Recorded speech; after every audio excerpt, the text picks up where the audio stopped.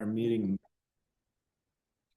I'm going to bring the February 2026 LOCSD Board of Directors meeting to order. Can you please join me for the flag salute?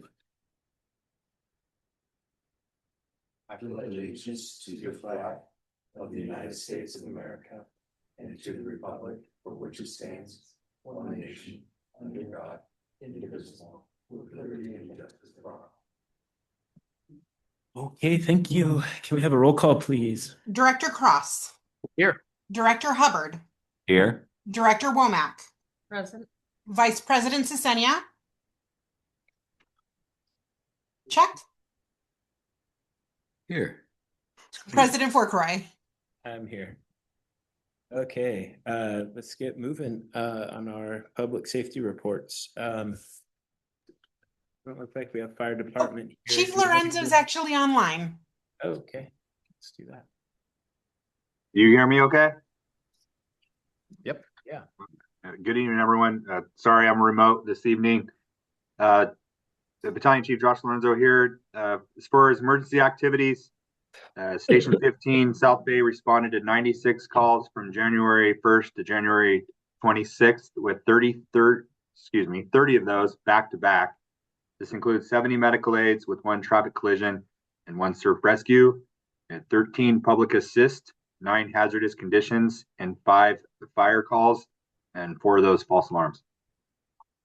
Administratively, on January 11th, 2026, Station 15 hosted the physical ability test for the 26 prospective reserves applicants. 20 of those applicants successfully passed and were invited to do the oral interviews on January 17th and 18th, and 11 of those applicants were selected to continue through the hiring process. Training is going to begin on February 21st, where those reserves will continue in completing the steps needed to become an employee of the Los Osos CSD. Fire Captain Paramedic John Pearl is transferred. He moved on to a new assignment. He's now part of the training bureau in the EMS program, assisting with Chief Jenkins there and all their endeavors. We wish him the best of luck. He served Los Osos for over 10 years.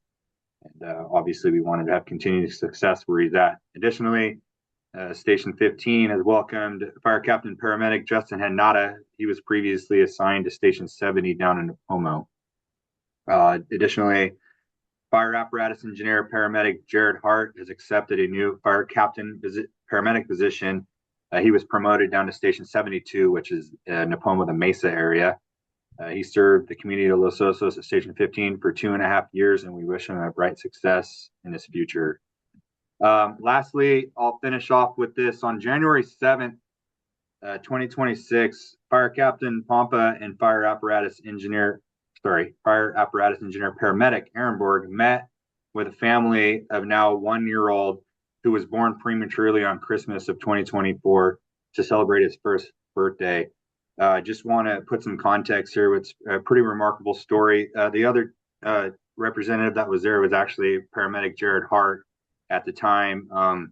The call came out, and it was a 22-week premature baby born. It was the mother had already had birthed the child before they arrived at scene. The baby wasn't breathing. They provided and helped life-saving care by starting CPR, was able to bring the baby back to life. And obviously they got to celebrate his first birthday. That's all I have tonight. Thank you for your time, and end of report.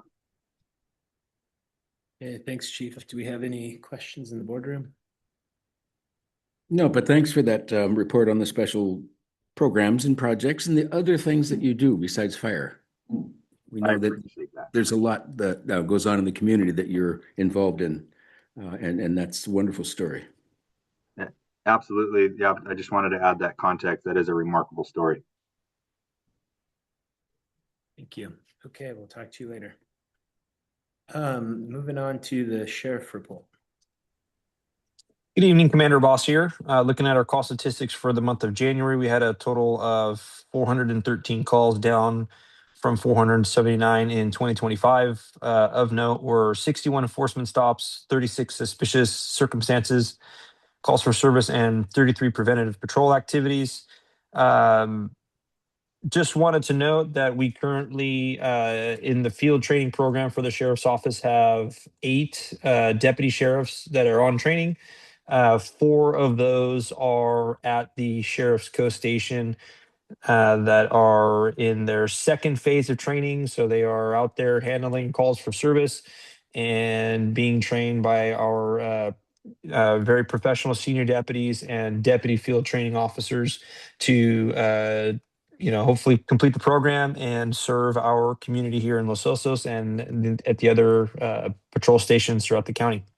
That is what I have, unless anybody else has anything for me. Okay, any comments from the board? No. Okay, thank you very much. Thank you. And our CHP report. Good evening, everyone. Lieutenant James Ferguson.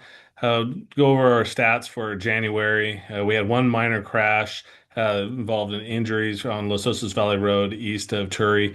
It was a vehicle versus 2 bicyclists. Fortunately, the bicyclists were okay. These, sustained some cuts and scrapes and abrasions from that. We had 2 non-injury crashes, one on South Bay, just south of Santa Isabel, and then one on Los Osos Valley Road east of 9th Street. We did have one hit and run crash on South Bay south of Los Osos. And unfortunately, we had 2 DUI crashes that occurred, one on South Bay south of Yama, and then the other one was a private property DUI. Contrary to many believe, you can get a DUI while on private property, and that was at 1301 2nd Street is where that one was at. To talk about a little bit of what we're doing also here in San Luis Obispo, we had another motor complete a school, so our area is up to 4 motors now. So I always let people know you're going to see some more motorcycles from the High Patrol out there, just not only the cars. With that said, I know last month there's an individual that expressed some concerns about a neighbor and his vehicles not being properly registered. What we have here in the High Patrol is called the Cheaters Program, where we get that information. We look for foreign reg violators. We send people letters letting them know the laws of it, and then if they choose not to comply, they can be subsequently cited. I took that information and provided it to our Cheaters Program, and information was provided to that individuals as well. So that's all I have, unless somebody has any questions. Any questions from the board? I guess for me, thanks for following up on that item from last meeting. Appreciate it. Of course. Any other comments? Doesn't look like it. Thank you very much. Thank you. Okay, do we have any public comment on our public safety reports? If you're online, please raise your hand and in the boardroom, come to the podium. No public comment online. Okay, thank you. All right, let's move into our general action items, which is looking at our mid-year budget adjustments. Thank you very much. I do have a presentation for you to go over each of the funds. Before we get started, I just wanted to remind people watching that familiar with the way we do our format. We look at the major adjustment requests, those impacts to the budget, and then provide a summary in a table that helps kind of visualize what we're actually trying to say in our numbers. We do provide in our agenda packet the full details of all our general ledger codes, and we highlight all the changes in yellow so those can be easily spotted. Start with Fund 100.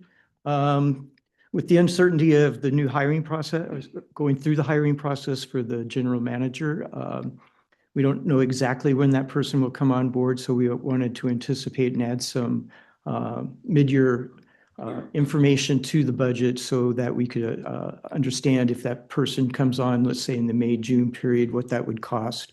And that also includes the recruiting company that we hired to do the recruitment. What we wanted to do with that, and also, I'm sorry, that we wanted to use unassigned cash from our cash balance in Fund 100 to help support those costs. We didn't want to put it into the budget. Our accountant Adrian and our auditor thought it would be best to have that show as a negative, and so we could draw down our unassigned cash and attribute it to those activities. So the recruitment process, it costs about will cost about $29,000. We've already paid to do the process. We've paid already the $18,264. And that has come out of the unassigned cash since we didn't have a bunch in a general ledger code for that. If we anticipate an overlap of 2 months, we wanted to be conservative to make sure the board was aware of the cost, what that cost might be. That would be about $41,000 for the 2-month period, and that's based on what the GM is currently salaried at. So the total cost is $70,000. And again, we want to recommend using unassigned cash, and we'll talk a little bit more about that towards the end of the presentation. Since we've already spent that $18,000, the estimated expenditures left are that $51,736. If we go along with the recommendation, all of this will be budget neutral. See, don't think I did a. I'm sorry, there is a couple more slides here. We did do some minor adjustments in the general ledgers we're very sensitive of not wanting to increase the Fund 100 because that then affects the cost allocation to our other funds.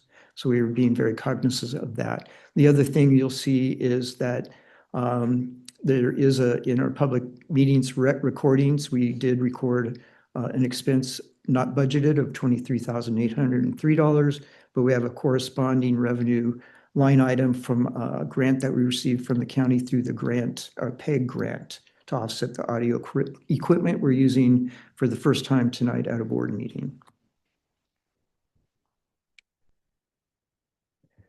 So this is the outcome of everything I just said. Basically, you're going to see a revenue source for that $22,000 and a negative number of the same corresponding amount in our services supplies budget. Again, this is all contingent upon the final approval of using unassigned cash for the recruiting process and the overlap between the general manager and the outgoing general manager. Any questions on Fund 100 before we move on?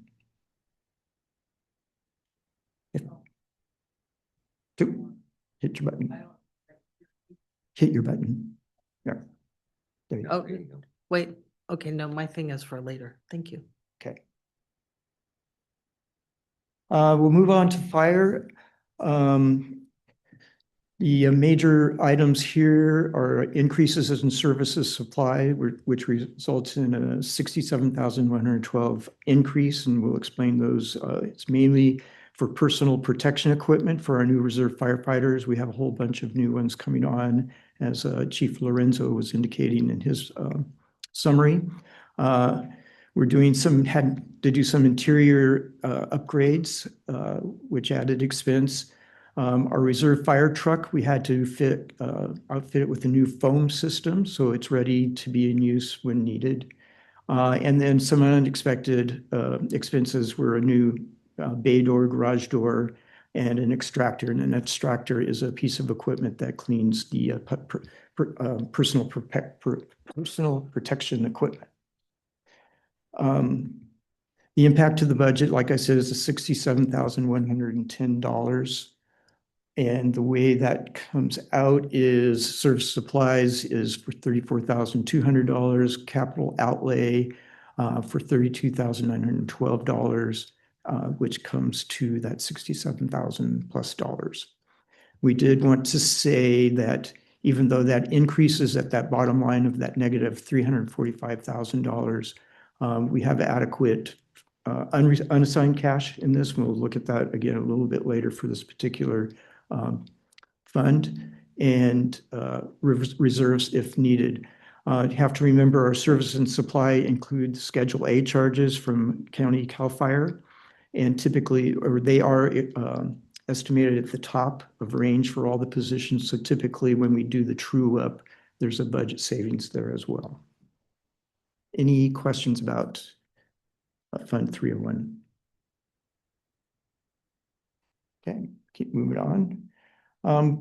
Water's a little more complicated, not so much in the general budget, it's mainly in our capital. And I'll go through all this. We did do some minor adjustments in services supplies, which result in an overall decrease. Like I said, there's going to be some major changes in our capital outlay project priorities, and the result is a significant increase in that budget. The net decrease in services supplies is $13,405. And then again, if you want to look at the detail, you can see the specifics of those. The capital projected in net increase in capital outlay budget is $809. And I'll go through this in just a second, with a net increase of $795 and $795,708. The way that looks, this is our original capital budget. We had our program C completion. We were going to do a heavy equipment storage facility over at our Farrell yard, inline valve replacement program, and start looking at remodeling our water yard office. This would be the preliminary look at that. And then our big one, the SCADA project. And I put an arrow on that one because we had estimated $755,000 for that project, and it came in about $100,000 more. But I'll show you that here in just a second here. So a little bit of a summary of those changes. SCADA project, like I just mentioned, the proposal came in at $855,000. So that definitely was an increase over the original estimate in our original budget. We had to add the 10th Street project, which is the interior coating. That increased in priority, and we had to move it up. We thought we might do that next fiscal year, but given the condition of the tank, we decided to undertake that.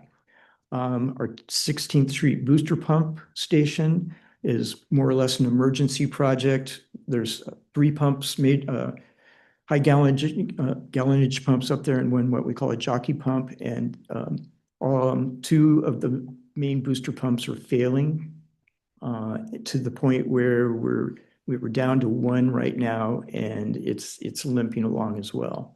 So we pushed that. You probably don't recall, but we made that an emergency project a couple of months ago to get the materials, the pumps ordered because there was such a long lead time. And then there's the intertie pipeline project, which has been a major expense, and I'll show you how that kind of works into the plan coming up here.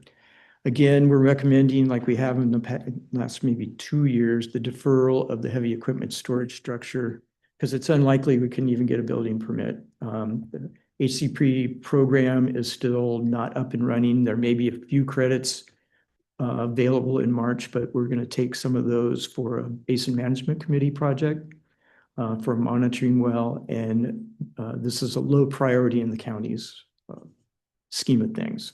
So we want to push that one back. So how does that pan out? This is the new recommendation. The program C well, as I'll report later, is complete. But it was originally budgeted for this year at, I think it was $515,000, but that included a SCADA component. So what we did is we moved that, and that's because this project's been going on so long, we hadn't really gotten into a SCADA project or envisioned when that would happen. So we moved the money that was in program C well into the SCADA contract. So that's why you see that increase in the SCADA down at the bottom. It's about, I forget what it is, 40 some odd $1,000. What I did for the intertie pipeline design and valve replacement program, we know the intertie project design is going to take over a year. So I moved we'll put the other half of this project into next fiscal year. Instead of showing full cost here and then carrying it over, I thought it'd be more realistic to break it into 2 pieces. So that's why you see half the design cost in this year. Similarly, I had said that we were going to push the valve replacement program back into late spring to accommodate our cash flow. So that project is also split in half. So that's half of the project cost that you're seeing here. We're keeping the phase 1 of the water yard office in. We moved the entire cost of the 10th Street tank recoating project in. And like I said, we increased the SCADA contract, not only the $100,000, but then the additional amount needed to complete that. So this is how that looks. We see the decrease in services and supplies and significant increase in a capital outlay. Again, we have a budget deficit down there of $2 million. But our cash flow, unassigned cash and reserves, if needed, can accommodate that. If we go into reserves, that would be a board decision, which I'd bring back at that time. Any questions on Fund 500? Just one. How much would the storage shed be? About 100,000. And how long will it take for that money to be spent if we didn't push it back, given how much paperwork is coming at it? I don't think I'm quite under, how would, Like, if we don't push it back and we budget it in, keep it in, and okay. keep it in, and we start doing the paperwork and everything we needed to get that done, how long do you think it would be to go through the bureaucracy, basically? Well, that's a great question. You know, when we had to get a building permit for the Program C building and grading, it took us several months. I can't recall, it was 4 or 5 months to get that permit through. So it'd be well into next fiscal year before, you know,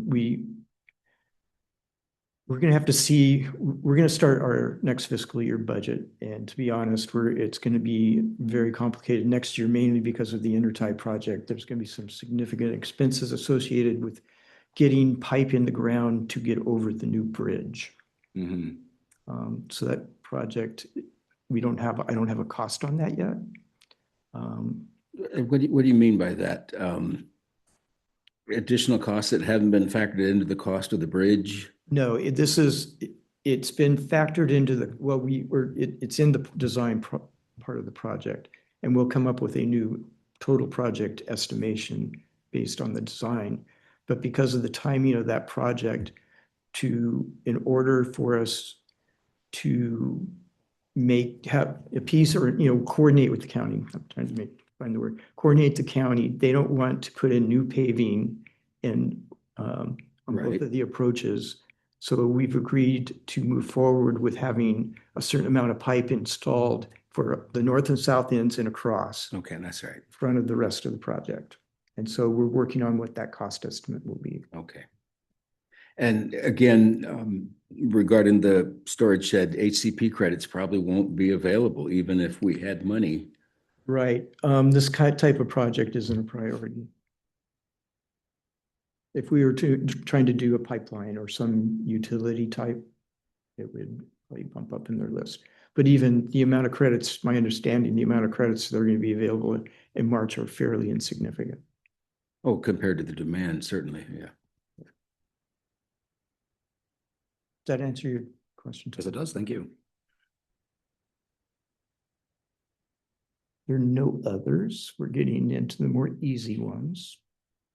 There are no adjustments. I probably should put this up. There were no adjustments for Fund 200, which is the Bay Ridge, 400, just the Day Oro, or 600 our waste.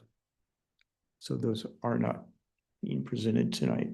Solid waste, there's really not much here. We just moved some money to appease the, which are budget neutral. It was moving money from debt service to, see, here I gotta look at my notes on this one, I'm sorry. I'm getting confused with the next one. We lowered some of our services and supplies, and we increased outreach for the compost giveaway. Thank you. Knew Laura'd help me out there.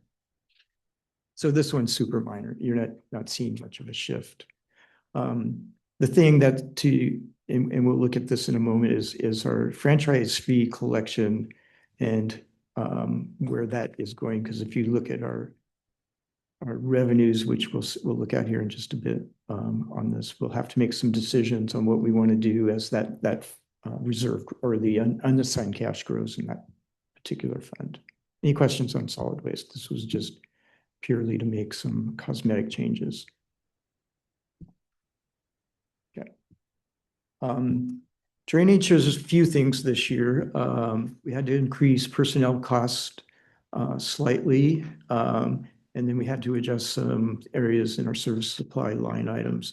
The personnel cost is up about $6,000. And this was due to our crews having to do some weed abatement activities in our drainage areas that in the last few years I was able to get the California Conservation Corps to do, but they weren't available. So that net increase is from that activity. And then in the service and supplies, we had to purchase a new drainage pump. And then we also contracted, it's called a maintenance package for the maintenance of our diesel equipment that is much needed on the drainage side. So the overall net is $10,000. And this is what that looks like. Personnel, 6,000, service supply 4 for that $10,000, but we're still in the positive for net revenue over expenses. Did that, excuse me, did that include any money to work on the solutions up at the Cabrillo Basin this year? Or is that something that's not in this budget for this year? It's not in this budget. We may be able to look at that next year. I'm hoping we see resolution with the last chunk of FEMA money. And that, we're at 60% design for that project. Yeah. So we'll have to make some decisions on whether to proceed with that project or maybe explore a different. Well, and yeah, it'll take some significant work with the county either way. Yes. With Public Works to be able to coordinate where that water is going. Right. You mean the ultimate solution, like taking it down the hill? Well, it's a funny thing we have, right? Where the water from Public Works streets come in this basin. Yes. And then if the basin overflows, we have a Great hazard. not that significant of a rain, it will overflow back onto Mhm. county streets. So it's a tricky one for sure. Yes, but it's not in this year's budget, so Okay, so that's down the line. that's down the line. Got it. And finally, for the budget review, Parks and Rec, we decreased some certain, there are some decreases in service supply in professional and consulting services. This is when I was thinking of where our auditor said some of the activities from the Wallace Group that they provided us earlier in 2025 could move towards a capital project. So for now, they'd like to see those costs shifted into capital 9006. If those projects don't come to fruition, we would recategorize them in a future year. So basically, that's what you'll see here is moves from professional services and supplies and into capital. Was that the work regarding Sunnyside? Yes. There's no other questions. We'll move on to the next part, which is reserve allocations, recommendations for reserve allocations. Just a brief review. Back in December 2025, we looked at all the reserve policies, for Fund 100, 301, 500, 650. And then we made recommendations back then on some major shifts on the way we were categorizing things, especially in Fund 301 fire. And that's where we went on to this discussion of how to, what term to use for what is now unassigned cash. And that's, it's always been identified in our balance sheets, but we didn't really have a term for it. And it refers to cash on hand or in bank accounts that is not designated, restricted, or allocated for specific purposes. And so that's what we see here in our cash summaries. We have all the funds, what cash they have on hand as of December 31st, 2025, the reserve amounts for each, and then what we call the unassigned cash. Now you can see there's significant reserves in fire and water, and there's an amazing amount of unassigned cash in fire. But this is a great summary chart to tell all of us, use this one a lot, where we're at, and we actually in our financials show month-to-month variations if you're ever interested in digging in deeper. So this is a great tool right here. So what we're asking for Fund 100, it currently there's $121,314.45 of unassigned cash.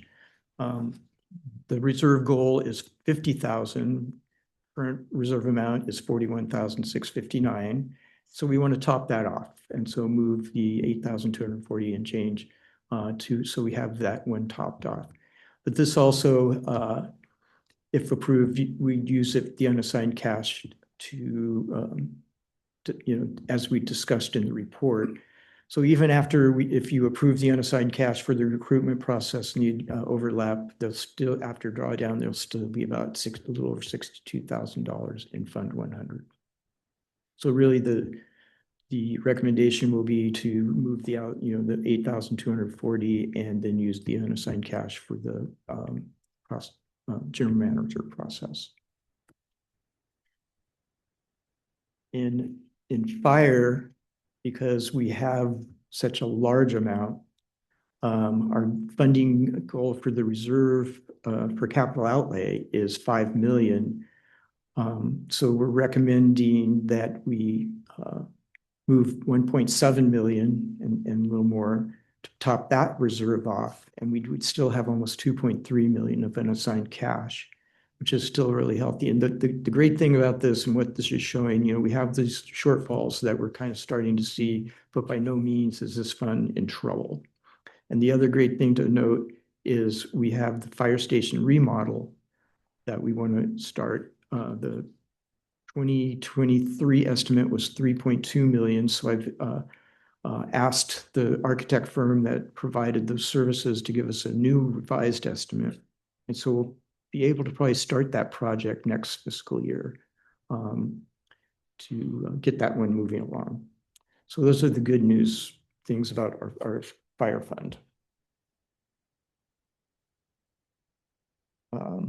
Did want to say the Finance Committee reviewed the entire mid-year budget and recommended the board approve the adjustments as presented. And I can answer any more questions you might have. Yeah, thank you, Ron. This was really clear and concise as usual. So it's really helpful going through it. Do we have any questions for Ron? Comments? Okay, I'll take some public comment for this item. If you're online, please raise your hand and in the boardroom, come to the podium. There's no public comment online. Okay, back to the board. Does anybody have any other comments or? I guess I would, in terms of Fund 300, it sounds really flush, but again, there's a heavy lift coming up. There's a heavy lift coming up. And some Schedule A increases. And so, the chatter about a fire tax is not unwarranted. No, the reason we decided to start that conversation is we see it coming.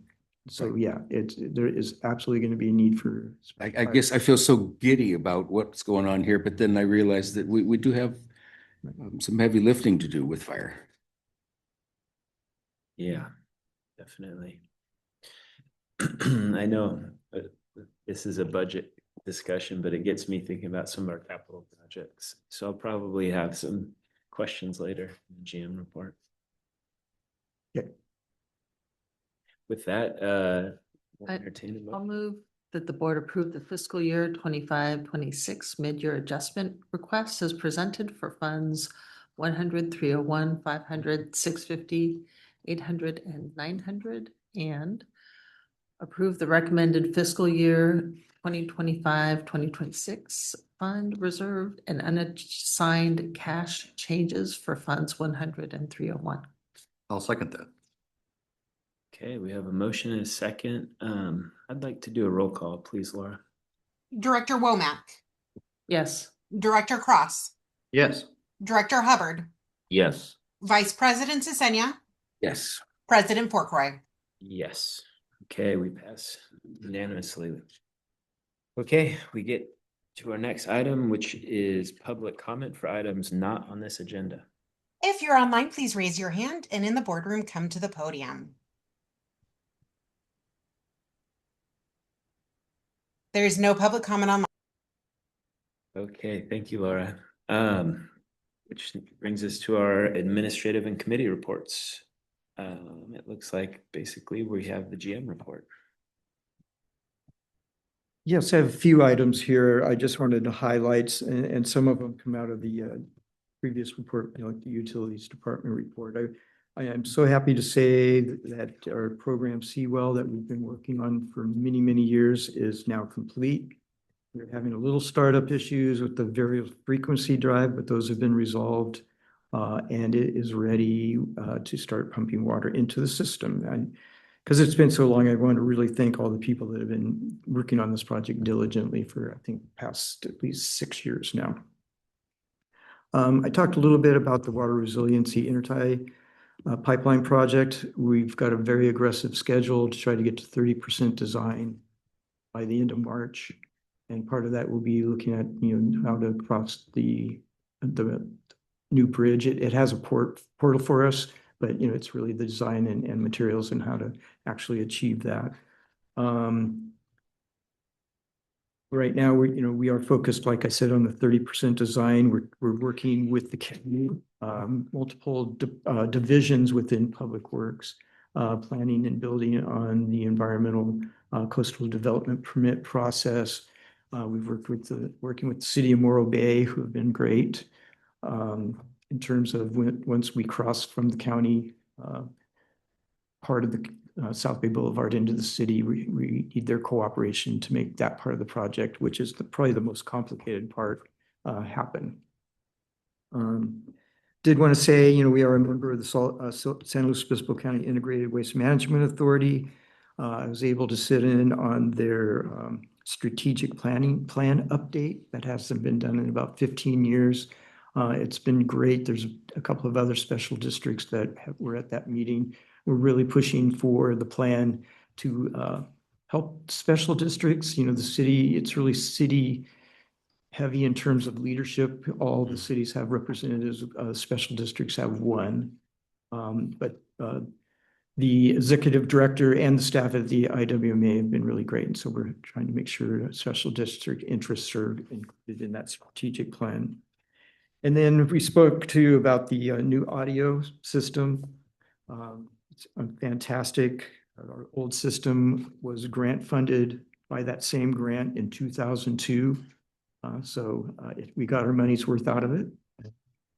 Much less feedback too. The sound is. Yeah, I'm going to have that adjusted. I can't just get up and do that. But Oh no, I'm saying the sound quality is better. it is better. I noticed a little bit of rain.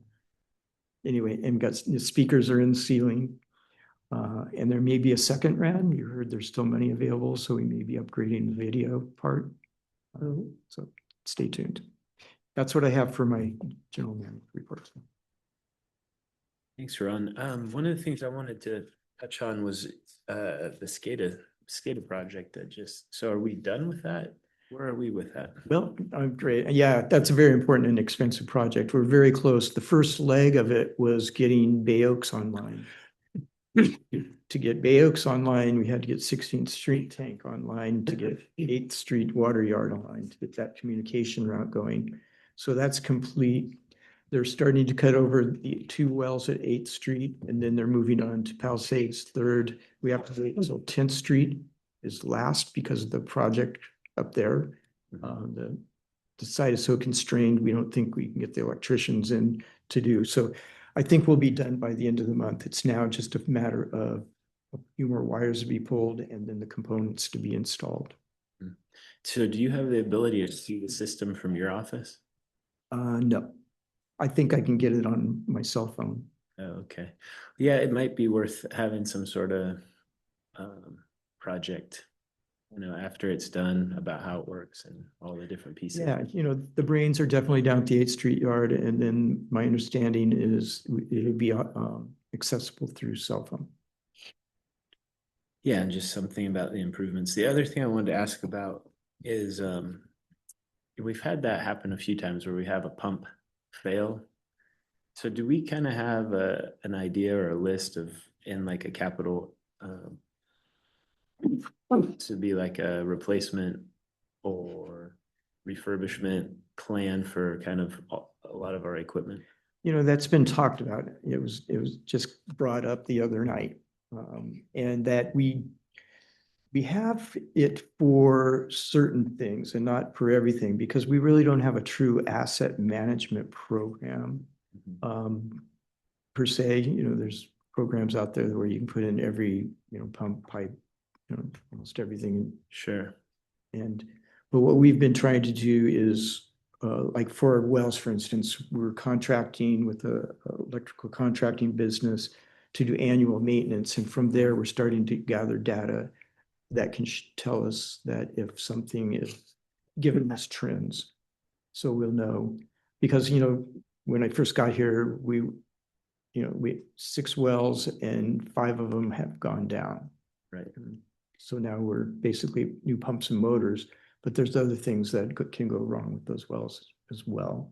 And then we'd be batting 1,000. Yeah. So I've really been pushing preventative maintenance programs, kind of along the lines of bringing in, if we don't have the expertise, to bring someone in. And that's, like I said, for those diesel maintenance package. You know, we're bringing in professional services that can help us know when things are not running properly. So that's something, it's not an asset management program, it's more of a preventative maintenance program, and making sure we understand the condition of all our equipment on at least an annual basis. Yeah, no, that sounds good. Yeah, it's Okay. been a discussion at FAC to have like I forget what it's called, like an amortization report or something, where you guess when things need to be replaced. Yeah, well, yeah, anything we can do to not have things happen at, 2 in the morning. Plan it out Unexpectedly. a little bit. It's gonna be helpful for our crews too. The last thing I had for you was, you mentioned you went through Bay Oaks, so I guess I'm not clear. It's running, or it can run, but it's not running? Well, because of the way it was, we had to do startup, the turbidity is still high. Okay, And so we're running that through a cycle. And as soon as the turbidity gets down to the level where we can legally pump it into the system, so it's not in production right now, but it's, we're running it to waste to get the turbidity down. got it. Okay, thank you. Okay, any other questions, comments? So with program C basically done and SCADA basically done, is the priority going to be the water resiliency intertie, like all hands on deck for that after that? Or do we have any other potential projects coming up to replace Well, those the two? valve replacement program is still a high priority. You know, again, the way we've been managing our projects, and I've been pushing, like SCADA's running behind. If SCADA had been finished at the end of December, those bills would have been paid. It's like if we stagger our projects, we're able to keep up with paying as we go, basically. We haven't had to hit reserves since I've been here, and we've been very aggressive on our capital program.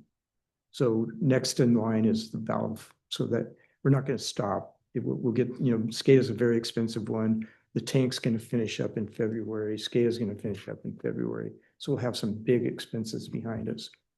And so Excellent. we'll just be cycling into the next. Where are we at with the valve replacement program? We haven't started. We have started. all the bid documents, everything ready to go out to bid. Okay.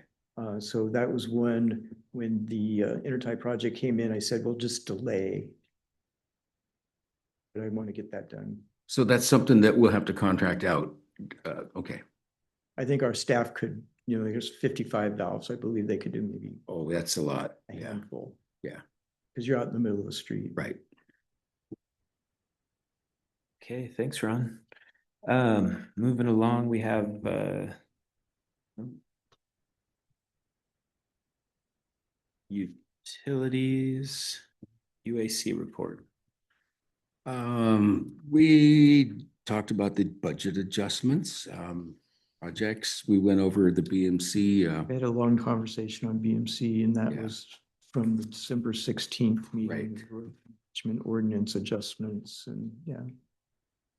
Well, while we're on it, we could probably talk about BMC. I'll bring that one forward. Well, Yes. To not make it too lengthy, the BMC went through a heavy workload in late summer, early fall to get the transient model up. The results of the transient model are calibrated and completed. The recycled water facility planning study that helped fund the transient model done. The outcome was that seawater continues to come in. The BMC, part of the growth management ordinance, the BMC is supposed to make a recommendation to the Director of Sustainable Groundwater. I think that's the name. Blaine, I get that right, Jim? For growth rate. And the BMC recommended 0%. The county, based on a lot of factors, recommend the 0.4%. I think it was mostly, they could have technically gone to a 0.6%, but because of the information, I believe because of the information, Mr. Reilly, the director, made the decision or the recommendation that if we could, the groundwater basin could support a 0.4%. So that is going to be something we have to work through in 2026. Our hope was that with a 0%, it would hit the pause button and that we would have time to figure it out. So that was the main part of, not the BMC this time, but that was part of the UAC discussion. The BMC, this one, we really didn't have any agenda item directly related to that, just because we are still working, trying to figure out the information and next steps. What do we need to do?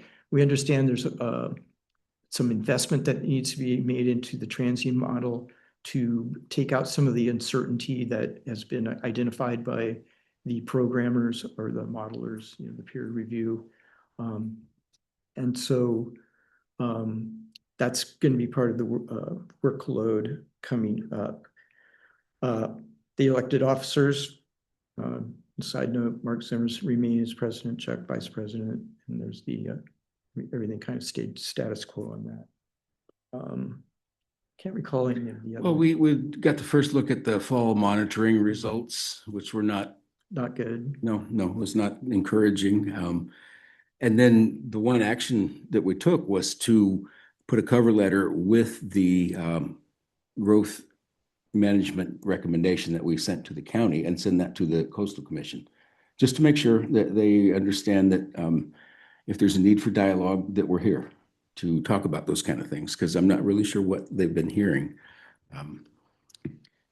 Our hope is that it doesn't play out where, the discussion about Wilson letters came up. It wasn't on the agenda, but Mark Zimmer wanted to make sure it wasn't ignored because of their difficulty in not issuing Wilson letters according to their tariffs and the CPC regulation.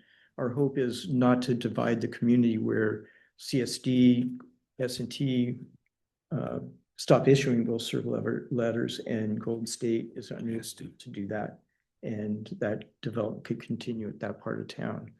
So our hope is to try to keep that from not happening. Our policy, if you recall, when we re-looked at our intent will serve process, says that in June, the general manager is supposed to bring to you a recommendation on if we continue to issue intent and will serve letters. And that is going to be, and in the policy, it says, based on climatic conditions, that would be our water shortage contingency plan or BMC recommendations. So that's coming up. Whether it'll actually happen in June, because last year things kind of slipped a little bit. It may take a little bit longer. That's going to be a big decision point for this board. Yeah, it seemed like Golden State seemed to feel that the only way that they could not issue will serves is if the BMC had declared some sort of an emergency or a moratorium. Moratorium, yeah. That body would have to act before Golden State could individually do anything. Yeah, it was a good discussion, a long discussion, and there'll be quite a few more. Yep. I think that the county, interestingly, that, you know, like you said, according to the coastal plan, they could have gone to the 0.6, but holding the 0.4, which was last year's growth rate, which might allow processing of those permits that never got pushed through last year. They accepted applications but couldn't because of the habitat conservation plan issues, Title 19 issues. They weren't able to approve any development. So I don't know. I got a feeling maybe that was part of the thinking. I think so. You know, in all fairness to those property owners that were notified. They played by the rules in effect at the time, and When is there a timeline on when the transient model, it sounds like it's being updated? There isn't. I don't know. We don't have a plan on next steps for that yet, or funding sources. You know, last one was the county put in a fairly large chunk of money, 150,000. We got 200,000 from a grant. So there's not very much actual cash outlay by the BMC itself. and that was the study that we just submitted to the State Water Resources Control Board that identified the Intertie project and denitrification of the upper aquifer as the primary sources of new water, and then looked at what to do with the recycled water from the plant as well. But yeah, I guess the model, I mean, it's ready for runs of different scenarios. It's just a matter of how to fund Cleve Harris. And my understanding, and hopefully we'll see more on this, the county is spending some money on it right now through consultant Todd Engineering. I'm not exactly clear on what they're doing, but I think it revolves around doing model runs on different growth scenarios. The transient model, it was peer reviewed several times, right? Yeah. And so these modifications are from those peer reviews. Because I thought in general, those peer reviews came back and agreed. Right. with Well, Spencer's the findings. uncertainty, and this has been acknowledged, is it is saying seawater intrusion is continuing. Mhm. The uncertainty is when. You know, it could be sooner than it's currently predicting, or it could be later. And the other thing is going to try to look at is everyone thinks of the seawater intrusion fund as this continuous line across the basin, you know, with some sort of an arc to it, where we know there's pathways. And so that's where our monitoring wells need to be, you know, the installation of more monitoring wells will help inform the transient model on really what's going on in the basin. So there's a few things like that. So we know it's coming, but you know, there's that. It's like where, oh, and the other thing that's super important, how I forget this, the pumping regimen. The sustainable yield that the BMC adopted, the 2,000 acre feet, was based on all the purveyors, well, S&T, CSD and Golden State, changing how we pump in different areas of the basin. And if we can't, Golden State and CSD can't hit that regimen, the sustainable yield somewhere south of 1,830. And that includes, I mean, that part of that work involves Golden State drilling a new well. Right, and ceasing operation of the Cabrillo well on the west side. Complicated. I'd heard something about they had a location, Bayview Heights somewhere. Yeah, their tank up there at the curve. Huh. Okay, so we've given up on the east side of town. Well, what we're seeing is the finger. It's coming Rosina, Palisades, and it goes straight up the east side. So where we were thinking there'd been talk about Andre, Buckskin, that's right in the line. Okay. Just seems like some parts of that town with a shovel you can find water, but as opposed to going up the hill. But then geology is unseen sometimes. Okay. Well, that's good that they have a location they're studying and moving ahead. And we may have to do a modification to our new Bay Oaks well. Yeah, there's definitely a lot of pieces and a lot of expense here. Yeah. It's got to get figured out. Okay, thanks, Ron. Thanks, Chuck. Let's move to the Finance Advisory Committee. All right, we had a good meeting, and as Ron mentioned earlier, the committee recommended approval of the mid-year budget adjustments. They recommended to receive and file the quarterly annual financial reports. And we did a little adjustment to the investment policy on Optum's recommendations, so that was nice that they kept on top of that. And we recommended approving that. They recommended approving the warrant register and receiving and filing the financial reports for the end of the year. Okay, thank you. Any questions? Okay, so we already took care of BMC. Any announcements on district, out of district meetings, public meetings, trainings, conferences, etc.? Well, 4 of us went to the BMC Association dinner, or CSDA? CSDA, Yeah. Yes. and they elected their new officers. I think vice president became president. What, I forgot his name, I'm sorry. Scott Duffield, And Peter Brown from Oceano was vice president. And we had a great presentation by Kate Ballantyne, the new assistant CEO. COA. Yeah, that's wonderful. We have long-term connections with her, so I'm looking forward to. It's excited to see her get that position. Yeah. Okay. I attended the 2026 Community Awards dinner this last Saturday. It was a packed house, a lot of people there, including Jim.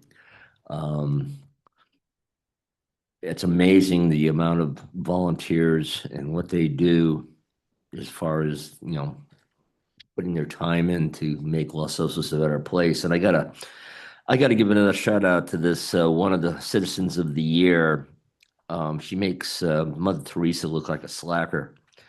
Her name is Elizabeth Denny, and I couldn't believe her. I mean, they just went through a few things that she's involved in, and there was like a laundry list of a whole bunch of things. I don't know where she gets the time or the energy to do it all. Luckily, she's young, so I was just very impressed with, especially with her work. Yeah, she has been instrumental in the Sunnyside Park effort as well. No, she would.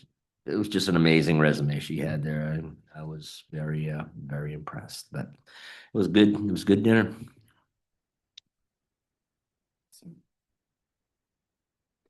Okay, thank you. With that, we're going to move on. I'm going to ask if anybody wants to pull a consent agenda item. Okay, I'll take public comment for items on the administrative committee reports and the consent agenda.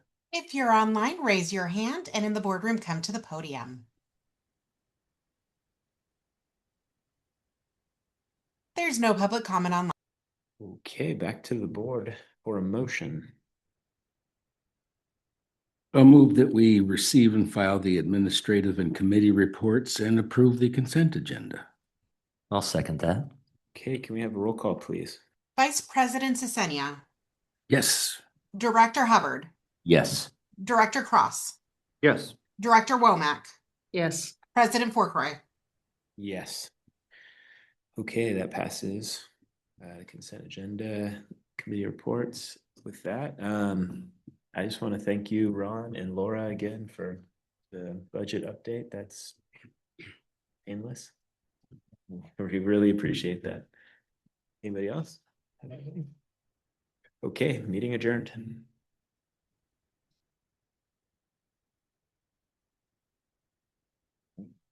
Thanks, sir.